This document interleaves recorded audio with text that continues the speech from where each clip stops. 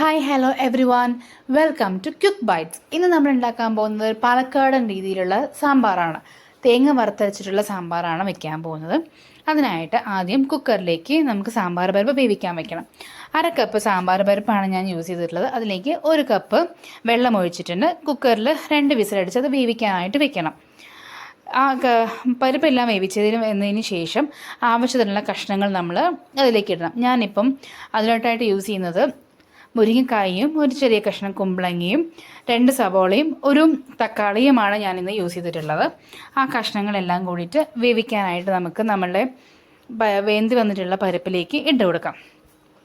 അതിലേക്ക് ആവശ്യത്തിനുള്ള വെള്ളവും ഉപയോഗിക്കണം. കഷ്ണത്തിൻ്റെ മുകളിലേക്ക് നിൽക്കുന്ന രീതിയിൽ വേണം നമുക്ക് വെള്ളം ഒഴിക്കാനായിട്ട്, അതല്ലെങ്കിൽ അത് അടിപ്പടിച്ചു പോവും. ഇപ്പം കഷ്ണത്തിൻ്റെ മുകളിൽ നിൽക്കുന്ന രീതിയിൽ ഞാൻ വെള്ളം ഒഴിച്ച് കൊടുത്തിട്ടുണ്ട്. അതിനുശേഷം അതിലേക്ക് 1/4 സ്പൂൺ മഞ്ഞൾപ്പൊടി ഇട്ട് കൊടുക്കാം. നന്നായിട്ട് വെള്ളം തിളച്ച് വരട്ടെ. മഞ്ഞൾപ്പൊടി എല്ലാവിടേക്കും മിക്സ് എല്ലാമായി നന്നായിട്ട് ആ വെള്ളം എല്ലാം തിള വന്നതിന് ശേഷം നമുക്കതിലേക്ക് ആവശ്യത്തിനായുള്ള ഉപ്പ് ചേർത്ത് കൊടുക്കണം. ഇപ്പം നല്ലതുപോലെ തിളയെല്ലാം വന്നിട്ടുണ്ട്. ഇനി നമുക്കതിലേക്ക് ഒരു 1.5 സ്പൂൺ ഉപ്പാണ് ഞാൻ ചേർത്ത് കൊടുത്തിട്ടുള്ളത്. ഇപ്പോൾ നമുക്ക് കുറച്ച് ഉപ്പ് ചേർത്താൽ മതി. ലാസ്റ്റ് പോരാൻ തോന്നുകയാണെങ്കിൽ നമുക്ക് അപ്പം ചേർത്ത് കൊടുക്കാം. അപ്പോൾ ഇപ്പം ഒരു വിസിലാണ് ഞാൻ കഷ്ണങ്ങൾ വേവാനായിട്ട് വെച്ചിട്ടുള്ളത്. ഒരുപാട് വിസിൽ വെച്ച് നമ്മുടെ കഷ്ണങ്ങൾ വെന്തുടഞ്ഞു പോകും. ഇനി നമുക്ക് തേങ്ങ വറുക്കാനായിട്ട് ഒരു പാനിൽ 1.5 സ്പൂൺ വെളിച്ചെണ്ണ ഒഴിച്ചിട്ടുണ്ട്. വെളിച്ചെണ്ണ ചൂടായിട്ട് വരുമ്പോൾ നമുക്കതിലേക്ക് കുറച്ച് ഉലുവ ഇട്ട് കൊടുക്കാം. ആ ഉലുവ ഒന്ന് ചൂടായിട്ട് വരട്ടെ. അതിനുശേഷം നമുക്കതിലേക്ക് 1/4 കപ്പ് തേങ്ങയാണ് ഞാൻ എടുത്തിരിക്കുന്നത്. ചിരകി വെച്ചിട്ടുള്ള 1/4 കപ്പ് തേങ്ങ അത് നമുക്ക് ഉലുവയിലേക്കും ചൂടായി വന്നിരിക്കുന്ന എണ്ണയിലേക്കും ഇട്ട് കൊടുക്കാം. നന്നായിട്ട് മിക്സ് ചെയ്തിട്ട് അതിൻ്റെ കളറൊന്ന് മാറുന്നത് വരെ നമുക്ക് ഇളക്കി കൊടുത്തുകൊണ്ടേ ഇരിക്കണം. തേങ്ങയുടെ നല്ല ഡാർക്ക് ബ്രൗൺ ഷെയ്ഡ് ആവണം എന്നില്ല, പക്ഷേ അതിൻ്റെ കളറെല്ലാം മാറി ഒരു ലൈറ്റ് ബ്രൗൺ ആവുന്നത് വരെ നമുക്ക് തേങ്ങ വഴറ്റിക്കൊണ്ടേ ഇരിക്കണം. എന്നാൽ മാത്രമാണ് അതിന് ഒരു യഥാർത്ഥമായ രുചി അതിന് കിട്ടുള്ളൂ. അതിനിടയിൽ നമുക്ക് അതിലേക്ക് ഒരു സ്പൂൺ ഉഴുന്നുപരിപ്പ് ഇട്ട് കൊടുക്കുക. അത് നല്ലൊരു മണം നമ്മളുടെ സാമ്പാറിന് കിട്ടും. അതിനാണ് നമ്മൾ ഉഴുന്നുപരിപ്പ് ചേർത്ത് കൊടുത്തിട്ടുള്ളത്. അതിലേക്ക് ഒരു വറ്റൽമുളകും കുറച്ച് കറിവേപ്പിൻ്റെലയും ഒരു ചെറിയ ഉള്ളിയും ഇട്ട് കൊടുക്കാം. ഇത് ഫ്ലേവറിന് വേണ്ടിയിട്ടാണ് ഞാൻ യൂസ് ചെയ്തിട്ടുള്ളത്. നിർബന്ധമില്ല ചേർക്കണമെന്ന്. മല്ലിയില ഉണ്ടെങ്കിൽ അതും ഈ സമയത്ത് നമുക്ക് ചേർത്ത് കൊടുക്കാവുന്നതാണ്. നല്ലൊരു മണം നമ്മുടെ സാമ്പാറിന് കിട്ടും.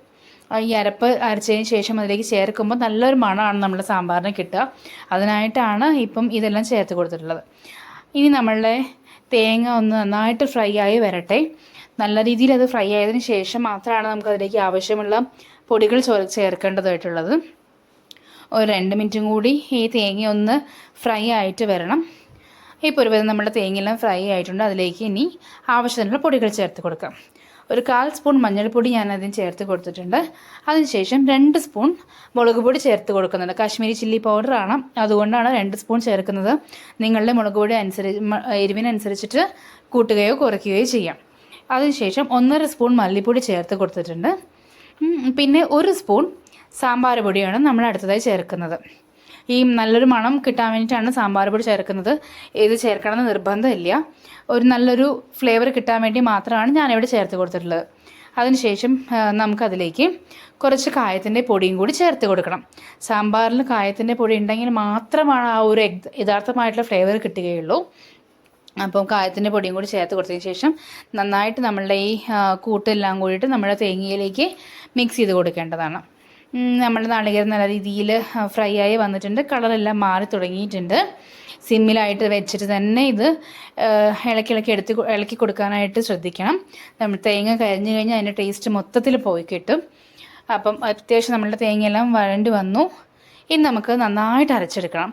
നല്ല രീതിയിൽ തന്നെ അരച്ചെടുക്കണം. പേസ്റ്റായി തന്നെ ഇരിക്കണം. എന്നാൽ മാത്രമേ സാമ്പാറിന് അതിൻ്റെ രുചി കിട്ടുകയുള്ളൂ. ആവശ്യത്തിനുള്ള വെള്ളം ഒഴിച്ചിട്ട് നല്ല രീതിയിൽ പേസ്റ്റായിട്ട് തന്നെ അരച്ചെടുക്കാം. നമുക്ക് നമ്മളുടെ സാമ്പാറിൻ്റെ കഷ്ണങ്ങളെല്ലാം വെന്തിട്ടുണ്ട്. ഇപ്പം നല്ല രീതിയിൽ തിളയെല്ലാം വന്നു, നന്നായിട്ട് വെന്തിട്ടുണ്ട്. അതിനുശേഷം ഇതിലേക്ക് നമ്മൾ ഈ അരച്ച് വെച്ചിട്ടുള്ള അരപ്പ് അതിലേക്ക് ചേർത്ത് കൊടുക്കണം. ഇത് നമ്മളുടെ അരച്ച് വെച്ചിരിക്കുന്ന കൂട്ടെല്ലാം അതിലേക്ക് ചേർത്തിട്ടുണ്ട്. അത് നല്ല രീതിയിൽ മിക്സായി കിട്ടട്ടെ. നമ്മൾ അരപ്പ് അതിലേക്ക് ചേർത്തു. ഇനി അതിലേക്ക് ആവശ്യത്തിനുള്ള വെള്ളവും കൂടി ചേർത്ത് നമ്മളുടെ മിക്സിയിലത്തെ മസാലയും എല്ലാം കൂടി അങ്ങ് എടുത്ത് അതിലേക്ക് വെള്ളം ഒഴിച്ചതിന് ശേഷം അതിന് നമ്മൾ സാമ്പാറിലേക്ക് ചേർത്ത് കൊടുക്കാം. സാമ്പാറിലേക്ക് തിള വന്നു തുടങ്ങിയിട്ടുണ്ട്. നന്നായിട്ടൊന്ന് തിളയ്ക്കണം. അതിന് ശേഷമാണ് നമ്മൾ പുളി ഒഴിക്കേണ്ടത്. നേരത്തെ തന്നെ ഞാൻ പുളി വെള്ളത്തിലിട്ടിട്ടുണ്ടായിരുന്നു. ഒരു ചെറിയൊരു കഷ്ണം പുളി, ഒരു നെല്ലിക്ക വലുപ്പത്തിലുള്ള പുളിയാണ് ഞാൻ ഇട്ട് വെച്ചിട്ടുണ്ടായിരുന്നത്. അതിനെ നമുക്ക് ഇനി സാമ്പാറിലേക്ക് ഒഴിച്ചു കൊടുക്കാം.